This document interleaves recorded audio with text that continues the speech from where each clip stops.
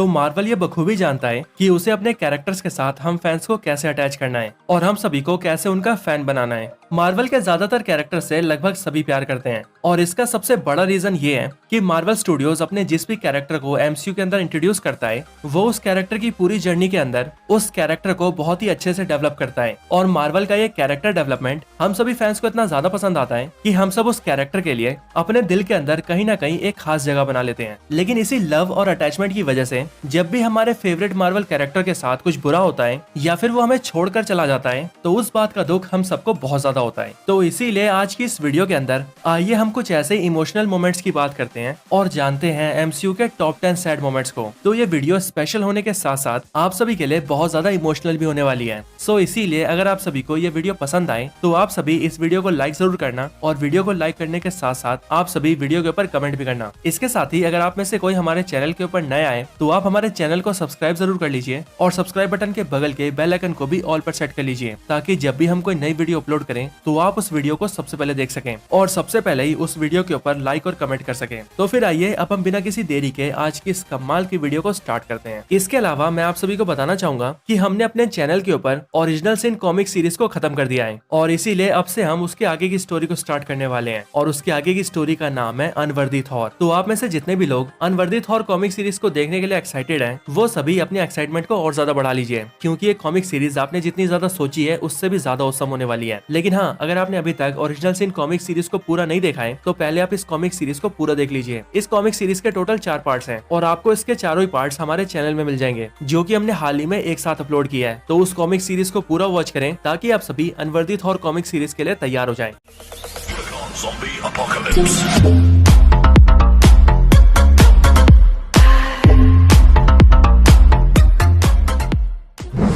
Number 10, Yondu's death. तो star lord का सौतेला बाप योंडू एमसीयू के अंदर सबसे पहले सामने आया था गार्डियंस ऑफ द गैलेक्सी की फर्स्ट मूवी के अंदर, जहां पर हम सभी ने ये देखा था कि योंडू रेवेंजर्स की टीम का लीडर है और उसने ही स्टार लॉर्ड को यानी कि पीटर क्विल को बचपन से पाल पोस कर बड़ा किया है। योंडू को गार्डियंस की दोनों मूवीज के अंदर एक विलन की तरह दिखाया गया था, लेकिन guardians of the Galaxy volume 2 के लास्ट सीन के अंदर हमें पता लगा कि योंडू एक बहुत ही काइंड हार्टेड पर्सन है और उसका दिल इतना प्योर है कि उसने बचपन से ही पीटर क्विल को ईगो से बचा कर रखा था, क्योंकि योंडू ये जानता था कि अगर ईगो पीटर क्विल को हासिल कर लेगा तब वो उसे जान से मार देगा और उसकी पावर को अपने फायदे के लिए यूज करेगा। और इसी वजह से योंडू ने हमेशा ही पीटर को ईगो से बचा कर रखा। इसके साथ ही मूवी के फाइनल सीन के अंदर जब बिना किसी सूट को पहने स्पेस में आने की वजह से पीटर क्विल की जान जाने लगती है, तब उस टाइम पर भी योंडू अपनी जान को दांव पर लगा देता है और अपने बेटे पीटर की जान बचाता है। लेकिन फिर उसके बाद योंडू की तो मौत हो जाती है, लेकिन अपने मरने के साथ ही योंडू यह साबित कर देता है कि पीटर क्विल का असली पिता असल मायनों में योंडू ही था। और guardians of the Galaxy volume 2 का ये सीन इतना ज्यादा इमोशनल था कि इस सीन को देखने के बाद ज्यादातर फैंस को रोना आ गया था। Number 9, blip of Spiderman. तो एवेंजर्स इन्फिनिटी वॉर मूवी के अंदर मैड टाइटन थैनोस एक एक करके सारे इन्फिनिटी स्टोन्स को हासिल कर लेता है और फिर वो सारे स्टोन्स की मदद से एक ही चुटकी में आधे यूनिवर्स को मिटा देता है, जिस वजह से दुनिया के बहुत से लोग मारे जाते हैं। लेकिन इतने सारे लोगों के मरने के बाद भी हम सभी को सबसे ज्यादा दुख और पेन सिर्फ एक कैरेक्टर के लिए होता है और वो कैरेक्टर होता है हमारा पीटर पार्कर यानी कि स्पाइडरमैन। एमसीयू का स्पाइडरमैन एक mid town high school teenager है जो कि अपनी पावर्स की मदद से छोटे मोटे क्राइम्स रोकता है। लेकिन एवेंजर्स इन्फिनिटी वॉर के अंदर जब टाइटन ग्रह के ऊपर स्पाइडरमैन का सामना थैनोस से होता है तब उसके स्नैप की वजह से वो भी ब्लिप हो जाता है। हालांकि स्पाइडरमैन कितना ही पावरफुल हो, पर हम सभी ये जानते हैं कि स्पाइडरमैन रियलिटी में सिर्फ एक 16 साल का बच्चा है जिसने अभी ढंग से दुनिया भी नहीं देखी है। और इसीलिए जब इतनी सी उम्र में किसी की मौत उसके सामने आती है तब उस बच्चे का रिएक्शन क्या होता है वो हम सभी ने स्पाइडरमैन के अंदर देखा था। स्पाइडरमैन के पास स्पाइडर सेंस भी है जो कि किसी भी खतरे के आने से पहले ही स्पाइडरमैन को अलर्ट कर देता है। और इसीलिए बैटल ऑफ टाइटन के अंदर जितने भी लोग थैनोस के स्नैप की वजह से धूल बन गए थे उनमें से सिर्फ स्पाइडरमैन ये जानता था कि कुछ ही टाइम में उसकी भी मौत होने वाली है। और इसी वजह से अपने मरने से पहले ही वो आयरन मैन से ये भी कहता है कि वो मरना नहीं चाहता। और क्योंकि आयरन मैन यानी कि हमारा टोनी स्टार्क स्पाइडरमैन के साथ एक इमोशनल बॉन्ड शेयर करता है और वो स्पाइडी को अपने बेटे जैसा मानता है, इसीलिए स्पाइडरमैन के मरने का दुख सबसे ज्यादा आयरन मैन को ही होता है। नंबर 8, ग्रूट सैक्रिफाइस। तो गार्डियंस ऑफ द गैलेक्सी की पूरी मूवी फन और कॉमेडी से भरी है और इस मूवी के अंदर कई सारे ऐसे ऐसे डायलॉग्स हैं जिन्होंने हम सभी को बहुत हंसाया है। लेकिन इस मूवी का फाइनल आते आते इस मूवी की स्टोरी काफी ज्यादा इमोशनल हो जाती है और ऐसा इसीलिए क्योंकि मूवी के फाइनल सीन के अंदर जब गार्डियंस का शिप ज़ेंडार के प्लेनेट के ऊपर टकराने वाला था और उनके पास खुद को बचाने के लिए कोई चारा नहीं था, तभी वो सब ये समझ चुके थे कि अब उन सबकी मौत होने वाली है। लेकिन फिर उसी मौके को देखते हुए ग्रूट ने अपने सारे दोस्तों को बचाने का फैसला किया, लेकिन सभी को बचाने में खुद ग्रूट खत्म हो गया। ये सीन काफी ज्यादा इमोशनल था और ऐसा इसीलिए क्योंकि इस सीन के जरिए सभी गार्डियंस को ये पता लग गया था कि उनका साथी ग्रूट उन सबकी कितनी ज्यादा परवाह करता है और वो अपने दोस्तों के लिए अपनी जान भी दे सकता है। और इसीलिए जब यहाँ पर ग्रूट अपने सभी दोस्तों को कवर करने के बाद वी आर ग्रूट कहता है, तब वो सुनकर गार्डियंस की टीम के मेंबर्स भी बहुत ज्यादा इमोशनल हो जाते हैं। Number 7, black widows death. तो नताशा रोमानोफ यानी कि ब्लैक विडो एवेंजर्स की फाउंडिंग मेंबर्स में से एक है, जो कि हम सभी को एमसीयू की आयरन मैन 2 से लेकर फेज 3 की आखिरी मूवी एवेंजर्स एंड गेम तक नजर आई थी। नताशा रोमानोफ एमसीयू की पहली फीमेल सुपर हीरो है और इसने ये साबित कर रखा है कि एक सुपर हीरो बनकर दुनिया को बचाने के लिए ना तो आपके पास सुपर पावर्स होना जरूरी है और ना ही आपका एक मेल कैरेक्टर होना जरूरी है, क्योंकि अगर आपके अंदर हिम्मत और जज्बा है तो आप बिना किसी सुपर पावर्स के भी दुनिया को बचाकर एक सुपर हीरो बन सकते हैं। और ब्लैक विडो की यही खासियत हम सभी मार्वल फैंस को बहुत पसंद आती है और शायद यही एक बड़ा रीजन है कि हम सभी ब्लैक विडो को इतना ज्यादा पसंद करते हैं। ब्लैक विडो की डेथ एवेंजर्स एंड गेम में होती है, जहां पर जब ब्लैक विडो हॉकाई के साथ मिलकर सोल स्टोन को हासिल करने के लिए वॉर्मिर प्लेनेट पर जाती है, तब वहीं पर उन्हें पता लगता है कि वो सोल स्टोन को तभी हासिल कर सकते हैं जब उनमें से कोई अपनी सबसे प्यारी चीज को खो दे। और फिर जैसे ही ब्लैक विडो इस बात को जानती है, तब वो ये फैसला करती है कि वो अपने आप का सेक्रीफाइस करेगी ताकि उसका सबसे प्यारा दोस्त हॉकाई सोल स्टोन को हासिल कर सके और फिर वो एवेंजर्स के साथ मिलकर आधे यूनिवर्स को वापस से जिंदा कर सके। ये सीन काफी ज्यादा सैड और इमोशनल था और वो इसीलिए क्योंकि इस सीन के अंदर ब्लैक विडो ने साबित किया था कि वो एक असली सुपर हीरो है जो कि दुनिया को बचाने के लिए अपनी जान देने से भी कभी पीछे नहीं हटेगी।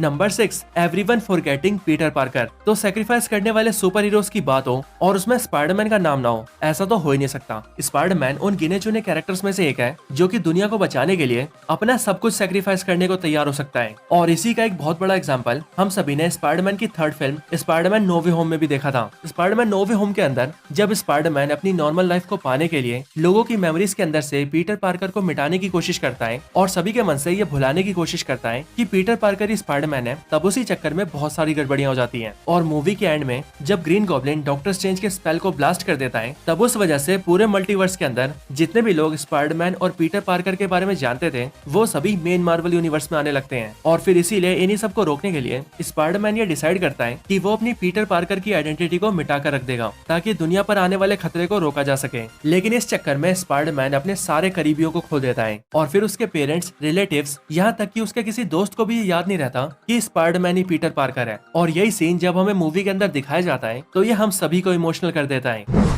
Number 5, Killmonger's death. तो किलमॉन्गर मार्वल सिनेमैटिक यूनिवर्स के सबसे बेहतरीन विलन्स में से एक है। किलमॉन्गर का रियल नेम एनजडाका है, जो कि किंग टिचाका के भाई एनजोबू का बेटा है और इसीलिए किलमॉन्गर और टिचाला दोनों भाई हैं। लेकिन किलमॉन्गर अपने भाई टिचाला से इतनी नफरत करता है कि वो उसकी जान लेना चाहता है और ऐसा इसीलिए क्योंकि उसे ऐसा लगता है कि टिचाला के फादर टिचाका ने उसके फादर की जानबूझ के हत्या की है और उसे बेसहारा छोड़ दिया है। हालांकि किलमॉन्गर की बात सही तो होती है लेकिन पूरी तरह से नहीं। लेकिन किलमॉन्गर इसी वजह से टिचाला और पूरे वकांडा को लेकर अपने मन में दुश्मनी भर लेता है। लेकिन आखिरकार जब किलमॉन्गर ये देखता है कि उसके अपनों ने उसे अनाथ करके उसे बेसहारा छोड़ दिया, उसकी और उसके लोगों की मदद करने से इनकार कर दिया और शक्तिशाली होते हुए भी अपने लोगों को मरने दिया, तब इन सारी चीजों को देखकर और जानकर किलमॉन्गर वकांडा को डिस्ट्रॉय करने की शपथ लेता है और वो ये भी डिसाइड करता है कि वो वकांडा की सारी पावर्स को यूज करके दुनिया भर में रहने वाले ब्लैक लोगों की मदद करेगा। और शायद यही वो रीजन था जिसकी वजह से कई लोग किलमॉन्गर से सिंपैथाइज भी होते हैं। और इसीलिए जब मूवी के फाइनल फाइट सीन के अंदर जब टिचाला किलमॉन्गर को घायल कर देता है और किलमॉन्गर मरने वाला होता है, तब टिचाला उसे ऑफर देता है कि वो वकांडन टेक्नोलॉजी की हेल्प से उसे ठीक कर सकता है। लेकिन किलमॉन्गर उसके इस ऑफर को रिजेक्ट कर देता है और वो टिचाला से कहता है कि वो यहाँ पर ठीक होकर वकांडा की जेलों में सड़ने की बजाय इस उगते हुए सूरज के सामने मरना पसंद करेगा। और यहाँ पर किलमॉन्गर के यही सारे डायलॉग्स इस सीन को बहुत ज्यादा इमोशनल बना देते हैं। Number 4, Thanos snap. तो एवेंजर्स इन्फिनिटी वॉर के अंदर जब मैड टाइटन थैनोस सारे इन्फिनिटी स्टोन्स को हासिल कर लेता है, तब उसके बाद ही वो एक ही स्नैप में आधे यूनिवर्स को जान से मार देता है। लेकिन स्नैप करने के बाद ही थैनोस सोल वर्ल्ड में चला जाता है, जहाँ पर उसकी मुलाकात होती है उसकी बेटी गमोरा से, लेकिन बड़ी गमोरा नहीं बल्कि छोटी गमोरा से। इन्फिनिटी स्टोन्स को हासिल करने के दौरान जब थैनोस सोल स्टोन को हासिल करने वॉर्मिर गया था, तब उसे पाने के लिए थैनोस ने अपनी सबसे खास चीज को कुर्बान कर दिया था, उस चीज को जो थैनोस को सबसे प्यारी थी, और वो चीज थी गमोरा। और इसीलिए स्नैप के बाद जब थैनोस सोल वर्ल्ड में आता है, तब वहाँ पर गमोरा उससे पूछती है कि क्या आपने अपने मकसद को हासिल कर लिया, जिस पर थैनोस उसे हाँ जवाब देता है। लेकिन जब गमोरा उससे ये पूछती है कि इसके लिए आपने क्या खोया, तब थैनोस कहता है सब कुछ। और ये सीन इतना ज्यादा इमोशनल था कि इसे देखकर शायद से बहुत से फैंस रो भी गए होंगे। और ऐसा इसीलिए क्योंकि इस छोटे से सीन के अंदर बहुत ज्यादा गहराई थी, और वो गहराई आप सभी ने बहुत अच्छे से समझा होगा।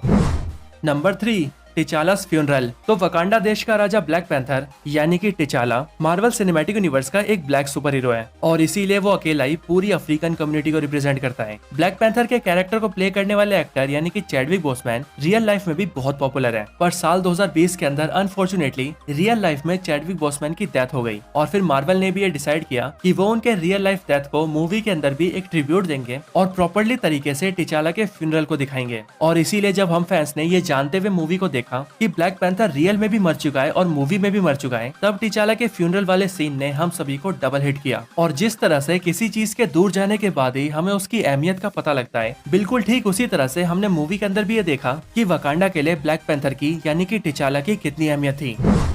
Number 2, थॉर्स painful journey. तो अपना तूफान का नेता चाहे जितना मर्जी हंस ले कि उसके हंसते चेहरे के पीछे बहुत ज्यादा दुख है। हमने यहाँ पर थॉर को मेंशन करते हुए थॉर्स पेनफुल जर्नी भी इसीलिए लिखा है क्योंकि पूरे मार्वल सिनेमैटिक यूनिवर्स के अंदर थॉर की पूरी जर्नी पेनफुल ही है, और ऐसा कोई दुख नहीं जो कि थॉर ने ना देखा हो। थॉर ने सबसे पहले अपनी मदर को खोया, उसके बाद अपने फादर को खोया, फिर अपनी बहन को खोया, अपने पूरे प्लेनेट एसगार्ड को खोया, अपने आधे लोगों को यानी कि आधे एसगार्डियन को खो दिया, अपने सबसे प्यारे दोस्त हेमडाल को खोया, और फिर अपने छोटे भाई लोकी को भी खोया। यहाँ तक कि थॉर ने अपने सबसे प्यारे वेपन यानी कि म्योनिर को भी खो दिया। और इसीलिए मार्वल सिनेमैटिक यूनिवर्स के अंदर जितना ज्यादा दुख और पेन थॉर ने सहा है, शायद ही किसी और कैरेक्टर ने सहा है। और इसी वजह से थॉर के सारे सैड मोमेंट्स में से भी सबसे सैड मोमेंट हमारे लिए बताना भी बहुत मुश्किल है, इसीलिए हमने थॉर की पूरी पेनफुल जर्नी को इंक्लूड कर लिया है। वैसे शायद मैं आपको एक बात बताना भूल गया कि थॉर ने अब तक जिन जिन लोगों को खोया है, उनमें से एक थॉर की गर्लफ्रेंड जेन फॉस्टर भी है, यानी कि वो शख्स जिससे थॉर प्यार करता था। लेकिन थॉर की 4th film Thor love and thunder के अंदर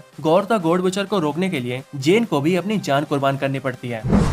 number 1, sacrifice of iron man. तो इस बात में कोई शक नहीं है कि आयरन मैन का हम सबको छोड़कर जाना पूरे मार्वल सिनेमैटिक यूनिवर्स का सबसे सैड मोमेंट है। आयरन मैन सभी का फैन फेवरेट कैरेक्टर है, जिसे सभी फैंस सबसे ज्यादा पसंद करते हैं। और इसीलिए एवेंजर्स एंड गेम के अंदर जब डॉक्टर स्ट्रेंज आयरन मैन को ये इशारा करते हैं कि थैनोस को हराने का सिर्फ यही एक मौका है, तब थैनोस को हराने और पूरी दुनिया को बचाने के लिए आयरन मैन थैनोस से भिड़ जाता है और उसके हाथ से सारे इन्फिनिटी स्टोन्स को छीन लेता है। और फिर सभी स्टोन्स को अपने हाथों में इकट्ठा करके वो एक ही स्नैप में थैनोस के साथ साथ उसकी पूरी आर्मी को खत्म कर देता है। पर इन्फिनिटी स्टोन्स को इस्तेमाल करने की वजह से आयरन मैन की जान चली जाती है, लेकिन मरते हुए आयरन मैन ये साबित कर देता है कि क्यों उसे हम सभी फैंस सबसे ज्यादा पसंद करते हैं। और इसीलिए अब बेशक से आयरन मैन एमसीयू के अंदर मर चुका हो, लेकिन फिर भी वो हम सभी के दिलों में आज भी जिंदा है। Iron man greatest of all time, love you 3000। वैसे अगर आप सभी आयरन मैन से प्यार करते हैं तो आप सभी कमेंट्स के अंदर लव यू 3000 जरूर लिखें, हमें आपके कमेंट्स देखकर बहुत खुशी होगी। तो दोस्तों यही थी वीडियो एमसीयू के टॉप 10 मोस्ट सैडेस्ट मोमेंट्स के ऊपर। आपको ये वीडियो कैसी लगी ये आप मुझे कमेंट्स में जरूर बताएं, और अगर आपका कोई और रिकमेंडेशन हो तो वो भी आप मुझे कमेंट करके जरूर बताएं। और जैसा कि मैं वीडियो के स्टार्टिंग में भी बता चुका हूँ कि अगर आप सभी को हमारी वीडियो पसंद आई हो तो आप इस वीडियो को लाइक जरूर करिए, और वीडियो को लाइक करने के साथ साथ आप इस वीडियो के ऊपर कमेंट भी करिए। आप जो चाहे वो कमेंट कर सकते हैं, और हाँ कमेंट्स में लव यू 3000 तो जरूर लिखिएगा। तो बस आज की इस वीडियो को यहीं पर एंड करते हैं। वीडियो पसंद आई हो तो लाइक करें, चैनल को सब्सक्राइब नहीं किया तो अभी कभी सब्सक्राइब करें, वीडियो को शेयर करना चाहते हैं तो इसे अपने दोस्तों के साथ शेयर भी जरूर करें, और आप सभी इसी तरह से हंसते और मुस्कुराते रहें। बाकी मैं आप सबसे मिलता हूँ ऐसे किसी और बेहतरीन वीडियो में, तब तक के लिए गुड बाय।